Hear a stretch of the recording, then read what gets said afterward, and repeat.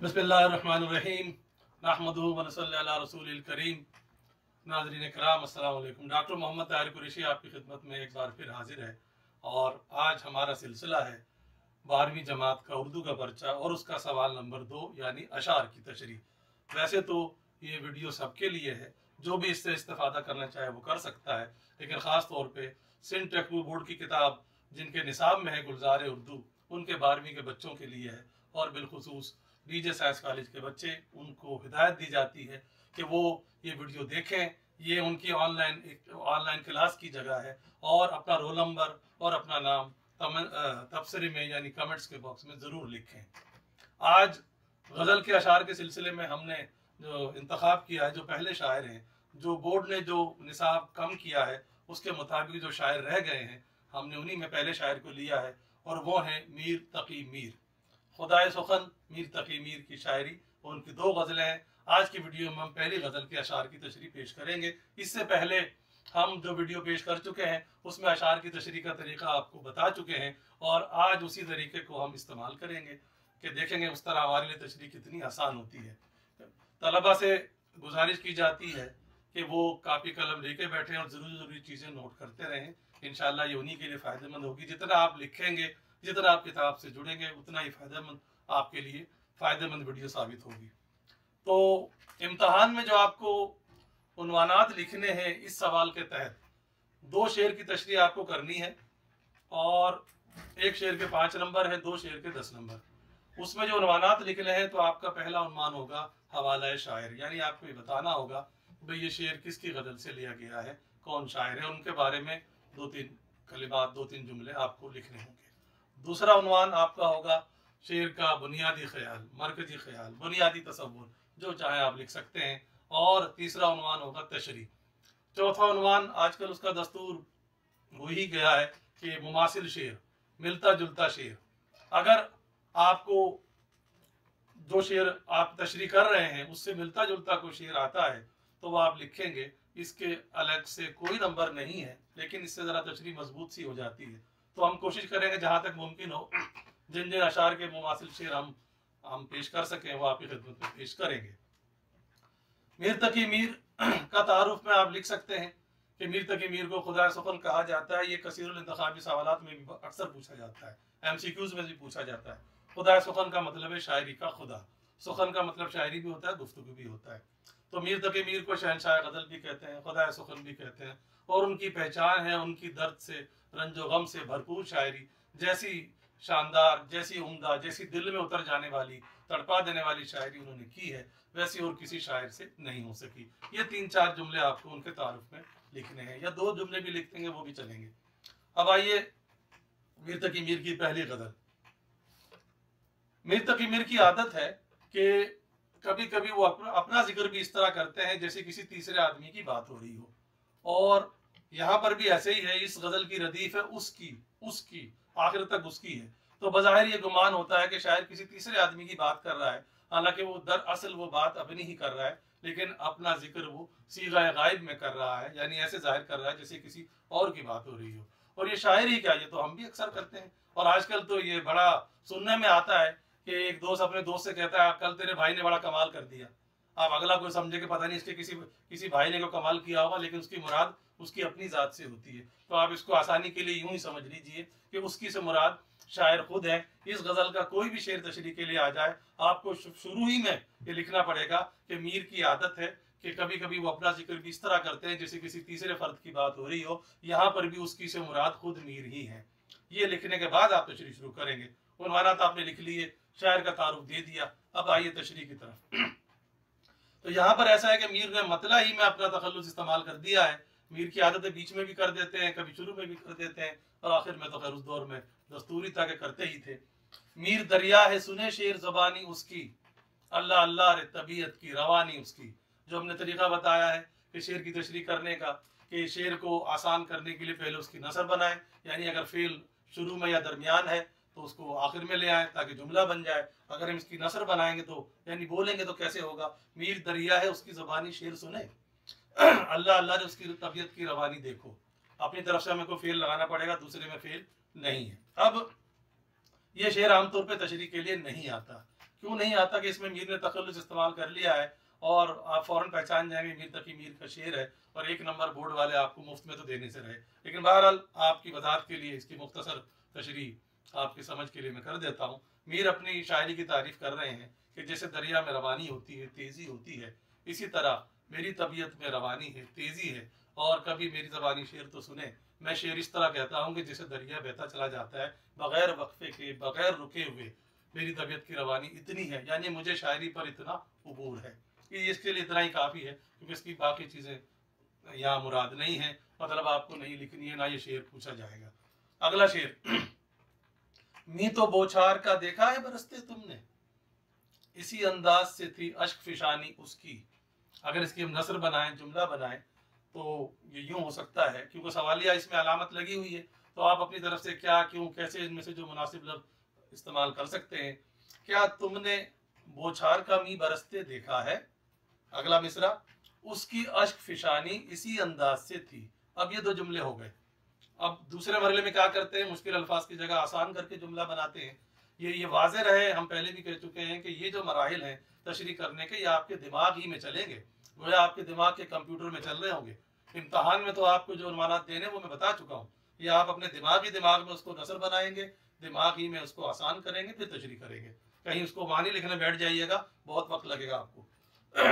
तो इसमें मुश्किल लफ्ज़ बौछार का मी कहते हैं बरसात को, बारिश को, बौछार का मूसलाधार। शायर कह रहा है क्या तुमने कभी मूसलाधार बारिश देखी है।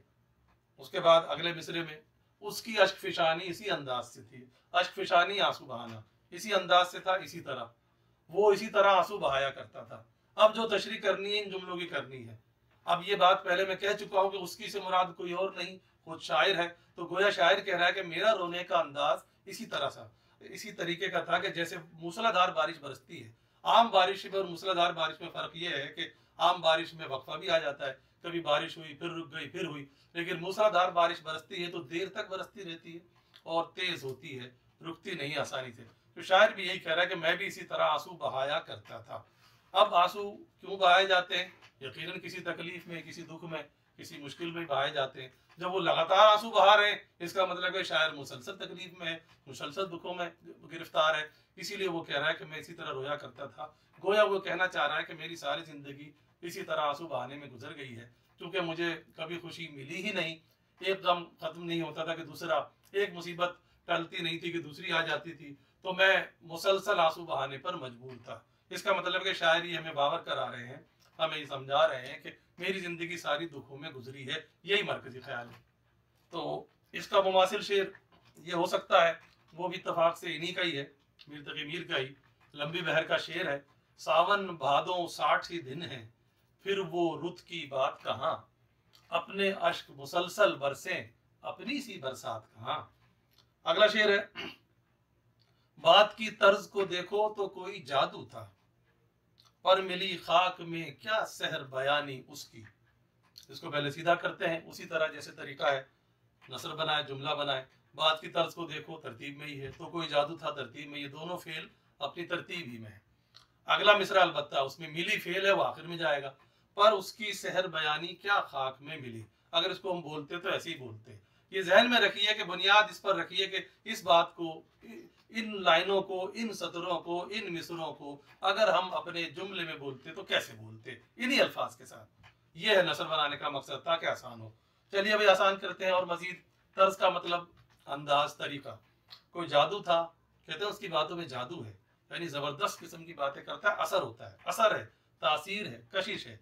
तो इसको आसान जुमला हम बना सकते हैं। शायर कह रहा है उसकी बातों में, और ये बात पहले हो चुकी है कि उसकी से मुराद कोई और नहीं, शायर की अपनी जात है। गोया शायर कह रहा है कि मेरी बातों में ऐसा जादू था, ऐसी कशिश थी, लेकिन मेरी अश्किशान, मेरी सहर बयानी क्या खाक में मिली।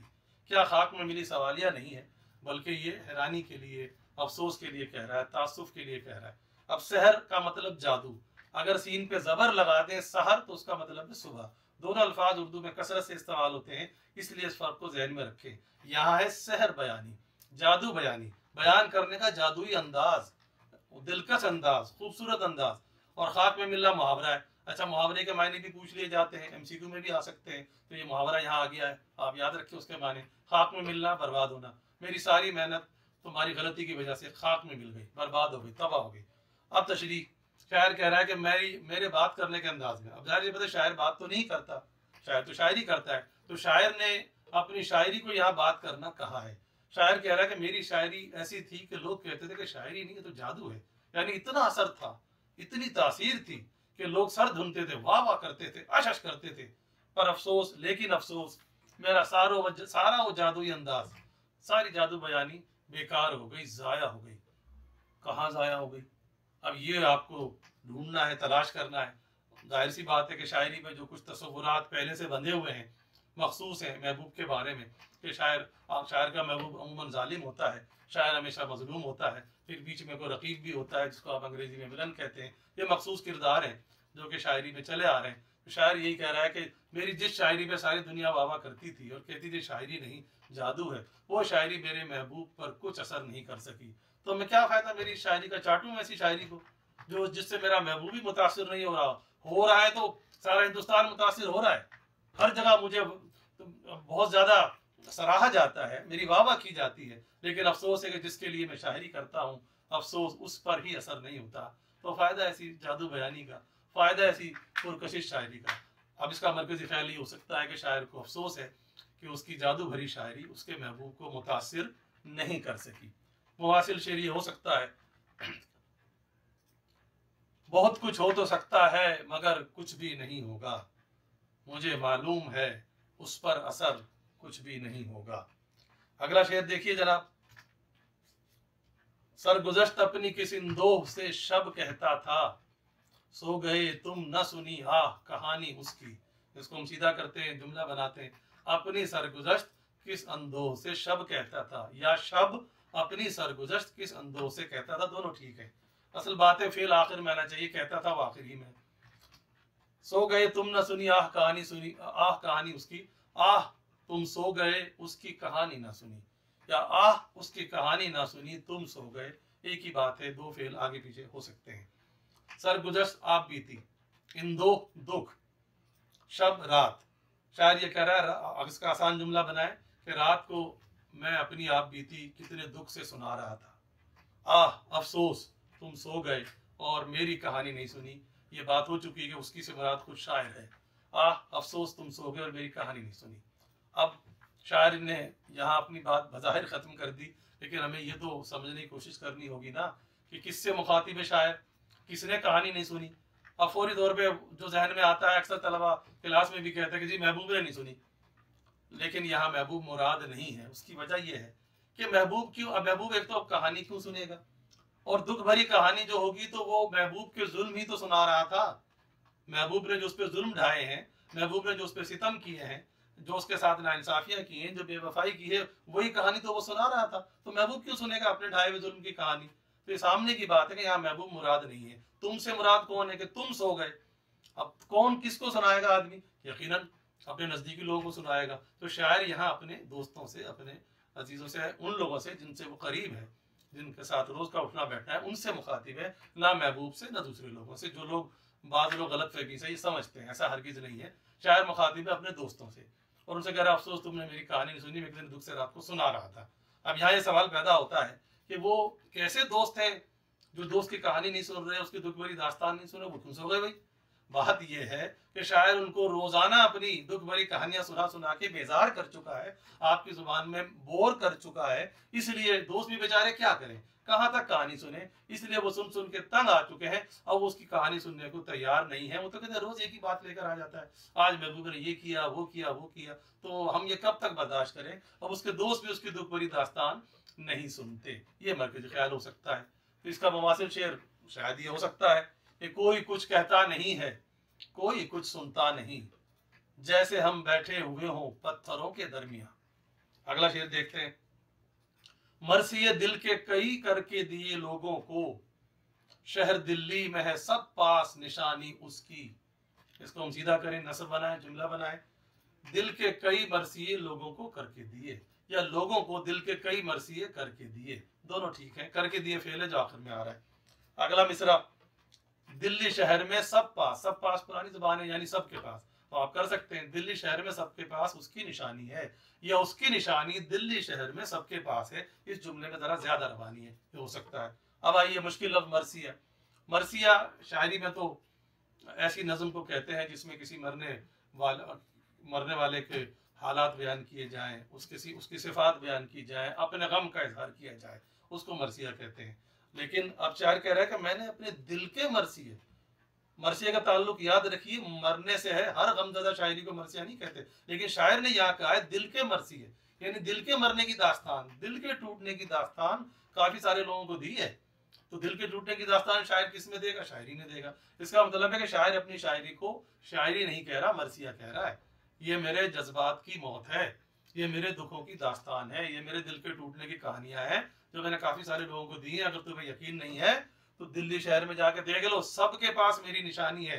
यानी कोई ना कोई शेर, कोई ना कोई मिसरा, कोई ना कोई गजल मौजूद है। इसका मतलब है कि शायर अपनी शायरी की तारीफ कर रहा है कि मेरी शायरी जिसकी धूम मची हुई है, तुम उसको शायरी कहते हो तो चलो मैं मान लेता हूँ, लेकिन भाई ये शायरी वायरी नहीं है, तो मेरे दिल की मौत की कहानी है, मेरे दिल का मरसिया है जो मैंने दिल के टूटने पर लिखा है। चलो तुम शायरी कहते हो तो और बात है, और ये इतनी मशहूर हो गई है कि दिल्ली शहर का बच्चा बच्चा इससे वाकिफ है, यकीन नहीं आए तो जाकर पूछ लो। वैसे तो शायर हजरात अपनी शायरी के बारे में इस किस्म की मुबालगा आराई किया ही करते हैं। मुबालगा आराई का मतलब है आजकल की अवामी जबान में इस्तेमाल करें, लंबी लंबी छोड़ना, तो लंबी लंबी छोड़ा ही करते हैं शायर। लेकिन यहाँ कम अज कम शायर ने अपने बारे में बिल्कुल सही मतलब ख्यालात का इजहार किया है। मीर तकी मीर की शायरी दिल्ली तो क्या पूरे हिंदुस्तान में मशहूर थी। ये उर्दू के वाहिद शायर हैं जिनकी गजलें लोग तोहफे के तौर पे एक शेर से दूसरे, एक शहर से माफ कीजिए दूसरे शहर ले जाया करते थे। ये एजाज और किसी शायर को नसीब नहीं हुआ। तो कम से कम यहाँ मीर का दावा सही है, जचता भी है। तो इसका मरकजी ख्याल ये हो सकता है कि शायर अपनी गमज़दा शायरी को दिल का बरसिया कह रहा है। इसका मुमासिल शेर मुमकिन ही हो पाए कि दिल मुर्दा के अफसाने हैं इसमें, शहर में धूम है जिस शायरी की। अगला शेर और इस गजल का आखिरी शेर, इसमें मक्ता नहीं दिया गया। अब गए उसके जुज अफसोस नहीं कुछ हासिल, हैफ सदहैफ के कुछ कदर न जानी उसकी। अगर उसको हम सीधा करें, अब उसके गए जुज अफसोस कुछ हासिल नहीं है इजाफी लगाना पड़ेगा क्योंकि मौजूद नहीं है फेल दूसरे टुकड़े में, पहले में तो गए है। दूसरा मिसरा हैफ सदहैफ कि उसकी कुछ कदर ना जानी फेल है जो आखिर में लाना पड़ेगा। उसकी किसकी? यानी मेरी। तो पहले मिसरे में भी कह रहा अब उसके गए पुरानी जुबान है, पुराना रोजमर्रा है। आजकल भी कभी कभी सुनने में आता तुम उसके गए हो, तुम रेहान के गए हो, तुम महमूद के गए हो, यानी महमूद के पास। यहाँ भी वही मुराद है। जुज का मतलब सिवाय, जुज का मतलब हिस्सा भी होता है जिसकी जमा है अज्जा, लेकिन यहाँ जुज सिवाय के मानों में है। अब उसके पास जाने से यानी अब मेरे पास आने से, जब मेरे पास बोलेंगे तो आने हो जाएगा क्योंकि ये बात हो चुकी है कि उसके से मुराद शायर खुद है। शायर कह रहा मेरे पास आने से सिवाय अफसोस के क्या हासिल है, यानी अब मेरे पास आने का कोई फायदा नहीं है। क्यों? हैफ अफसोस, सद सौ, अफसोस सौ अफसोस नहीं, मुराद है कि बहुत ज्यादा अफसोस। सो यहाँ मुहावरतन इस्तेमाल किया गया है, सो यहाँ मुबालगे के इजहार के लिए इस्तेमाल किया गया है। और ये हम गुफ्तगू में बहुत करते हैं। किसी बच्चे को डांटते हम नहीं कहते तुम्हें 100 दफा मना किया कि ये नहीं करना, हालांकि हमने 100 दफा नहीं मना किया होता, हमने 2 दफा मना किया होता है, उसको हम 100 बना लेते हैं। और शायर हजरात तो बगैर मुबालगे के चलते ही नहीं है। तो हैफ सदैफ का मतलब है बहुत ज्यादा अफसोस कि तुमने उसकी कुछ कदर नहीं जानी, तुमने उसकी कुछ अहमियत नहीं समझी। अफसोस, अब आ रहे हो तुम, अब मेरे पास आने से क्या फायदा। अब क्या हो गया भाई? 2 मतलब निकल सकते हैं, या तो शायर मर चुका है तो लोगों को बाद में एहसास हुआ कि अरे ये तो इतना बड़ा शायर था, पहले तो हमने जिंदगी में उसको कुछ समझा नहीं, और अब बाद में मरने के बाद एहसास हो रहा है, अब आ रहे हैं। दूसरा मतलब ये कि शायर मरने के करीब है, अब उसको ना शायरी से दिलचस्पी है ना जिंदगी से दिलचस्पी है। हम इस मतलब को ज्यादा मुनासिब समझते हैं। तो शायर मरने के करीब है, अब वो जिंदगी से मायूस है, ना वो शायरी करता है, उसको किसी चीज में कोई दिलचस्पी नहीं है, किसी चीज का शौक बाकी नहीं है। अब लोगों को एहसास हुआ कि यार ये तो बहुत बड़ा शायर था, तो बड़ा आदमी था, अब आ रहे हैं। लेकिन शायर कह रहा अब क्या फायदा, उस वक्त जब मेरी कदर करनी चाहिए थी, जब तो तुमने मेरी कदर की नहीं, अब आ रहे हो, अब क्या फायदा। अब मुझे ना जिंदगी से दिलचस्पी है ना शायरी से। वो उस वक्त कदर करते। याद रखिए शायरी एक फन है और शायर फनकार होता है, और फनकार को दाद जरूर चाहिए होती है। फनकार का पेट तालियों से ही भरता है, तो शायर का पेट तो दांत से ही भरेगा जो उसका ख्याल है कि उसको जिंदगी में उतनी नहीं मिली। अब जहन में आपके सवाल मत उठाइएगा, इससे पहले वाले शेर में तो वो इतनी बात कर रहे थे, तो ये बात हो चुकी है। गजल का हर शेर मायनों के लिहाज से बिल्कुल अलग होता है। गजल में ये चल सकता है कि पहले वाले शेर में कोई और बात हो, दूसरे में इसकी बिल्कुल मुतजाद हो, उलट हो, जैसे कि यहाँ आप देख रहे हैं। उससे पहले वाले शेर में तो वो अपनी कदरदानी की बात कर रहा था, यहाँ कह रहा है मेरी लोगों ने कदर ही नहीं की। गजल में ऐसा चल सकता है।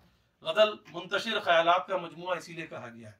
तो शायर ये कह रहा है कि जिंदगी में तुमने मेरी शायरी की कदर नहीं की, अब मैं मरने के करीब हूँ, अब मुझे शायरी से क्या, जिंदगी से भी दिलचस्पी नहीं है, अब मेरे पास आए हो, अब मेरे लिए वाह वाह कर रहे हो, अब मेरे लिए बेकार है। इसका मतलब है कि तारीफ या दाद या तहसीन वक्त पर ही देते तो मुझे अच्छा भी लगता, अब कोई फायदा नहीं है। तो इससे एक आम मतलब भी निकलता है, वही मरकजी ख्याल भी हो सकता है, मरकजी ख्याल अमूमी भी निकल सकता है कि हर चीज की कदर उसके वक्त पर ही करनी चाहिए।